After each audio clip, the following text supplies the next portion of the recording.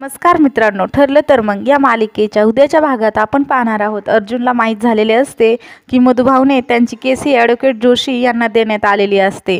त्यासाठी ॲडव्होकेट जोशी यांनी अर्जुन सुभेदार ही केस सोडत आहे याचे एक पत्र मधुभाऊकडे दिलेले असते. ते पत्र मधुभाऊ घरी घेऊन येतात. त्या पत्रावर अर्जुनची सही घेण्यास सांगितलेली असते. हे अर्जुनला माहिती झालेले असते. ते मधुभाऊकडे जातात आणि विनंती करत असतात, तुमची केस माझ्याकडेच राहू द्या म्हणून. तो जोशी कसा वाईट आहे हे त्याला माहिती झालेले असते.